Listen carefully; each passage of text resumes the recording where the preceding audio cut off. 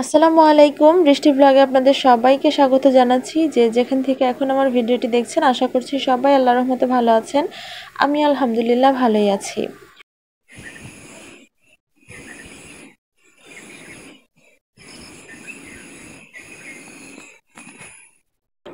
তো এখনের যে সময়টা, এটা হচ্ছে ফজরের সময়। তখন উঠে দেখি আকাশের অবস্থা এমন হয়ে আছে, তো আমি একটু ভিডিও করে নিলাম। আর আজকে হচ্ছে আমি ঢাকায় চলে যাব। তো আম্মু আমার জন্য আমার পুকুরের হচ্ছে বড় মাছ রান্না করেছে। এই মাছটা আমার জন্য রেখে দিছিল, যখন আমি আসব তখন আম্মু রান্না করবে। তো এইটাই রান্না করেছিল। তো মাথাটাই হচ্ছে আম্মু আমার জন্য রেখেছে, কারণ আমি মাথা খেতে অনেক পছন্দ করি। আর যদি সেটা বড় মাছের মাথা হয় তাহলে তার কোনো কথাই নাই। তো আম্মু সেটা আমার জন্য রেখেছিল, আর আমি খেয়ে এখন হচ্ছে বেরিয়েছি। আমরা হচ্ছে আজকে ঢাকায় চলে যাব সেজন্য। তো এই যে পুকুরটা দেখতে পাচ্ছেন, এই পুকুরটা কিন্তু অনেক বড়। এটা এখান থেকে নিয়ে ওই সামনে আমি দেখাবো, আবার সেখানে গিয়ে শেষ হবে। এটা গোল পুকুর আর বিশাল বড় একটা পুকুর। এটা হেঁটে আমি আপনাদেরকে দেখিয়ে শেষ করতে পারবো না। তো আজকে যেহেতু গাড়ি করে যাচ্ছি, সেজন্য হচ্ছে ভাবলাম যে আজকে আপনাদেরকে দেখাই। তো ওই যে ওই পুকুরের পরে এটা হচ্ছে আমাদের বাড়ি। তো এটা হচ্ছে নয়া বাড়ি বলি আমরা, যেই বাড়িটা প্রথম নতুন করা হয়েছিল এখানে। তো এই যে বিল্ডিংটা দেখতে পাচ্ছেন, এটাই হচ্ছে প্রথম করা এখানে বিল্ডিং। তো এই বিল্ডিংটা 2 তলা ছিল। এখন হচ্ছে এটা রিস্কের কারণে উপরের তলাটা ভেঙে ফেলা হয়েছে, আর নিচের টুকু রাখা হয়েছে। সামনে হচ্ছে বৈঠকখানা, আর ভিতরে একটা সিঁড়ি বাঁধানো ঘাট আছে, বাইরেও একটা আছে। এই বাড়িতে হচ্ছে 2টা সিঁড়ি বাঁধানো ঘাট।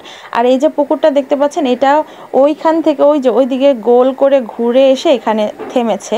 মানে আমি যে বাড়িটারির উপর দিয়ে আসলাম পার করে, এই বিশাল একটা পুকুর এটা দেখতে পাচ্ছেন।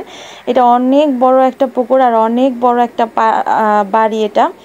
তো প্রায় 3-4টার মতো পাড়া নিয়ে এই এই আমাদের একটা নয়া বাড়ি।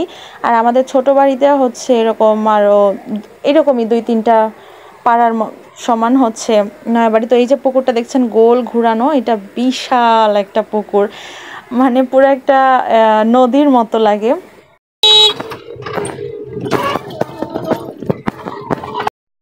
আর আপনাদেরকে বলেছিলাম যে আমাদের বাড়ির পূর্বপুরুষেরা গ্রামবাসীদের জন্য স্কুল মাদ্রাসা করে দিছে। তো এটাই হচ্ছে সেই মাদ্রাসা, আর এটা হচ্ছে সেই স্কুলটা এর আগে আমি আপনাদেরকে আমার একটা ভিডিওতে দেখিয়েছিলাম। তো এই তো আমরা চলে আসছি বাস স্ট্যান্ডে, মানে রাস্তা শেষ করে চলে আসলাম আমাদের বাস স্ট্যান্ডে। তো বাস দেখতে পাচ্ছেন খুবই কম চলতেছে, আমরা অনেকক্ষণ দাঁড়ায় ছিলাম।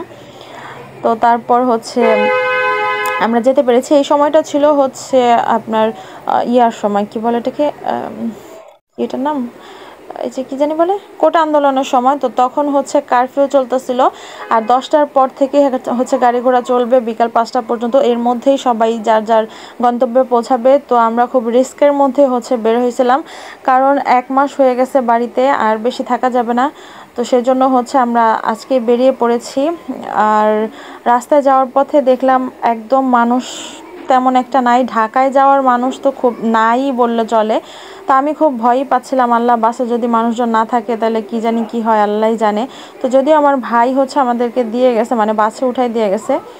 আর ওখান থেকে শাফিনের বাবা আমাদেরকে নিয়ে যাবে, আমরা তো বাসে বসেই থাকবো। আল্লাহ পাকের অশেষ রহমতে হেল্পারগুলো খুবই ভালো ছিল।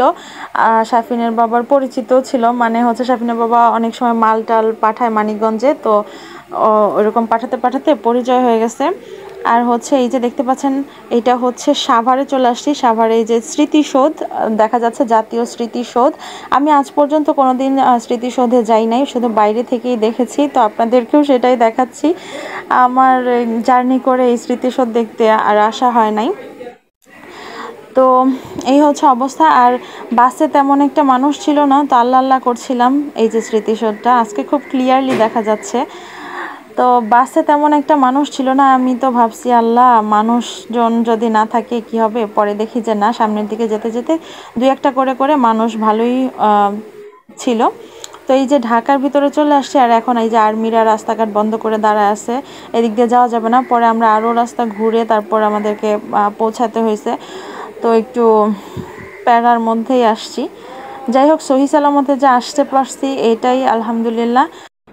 তো এই তো এখন হচ্ছে বাসায় চলে যাব আর কি। আর আজকের ভিডিও আমি এখানেই শেষ করছি। পরবর্তী ভিডিও দেখার আমন্ত্রণ রইল সবাইকে। সে পর্যন্ত সবাই ভালো থাকবেন, সুস্থ থাকবেন। আল্লাহ হাফেজ।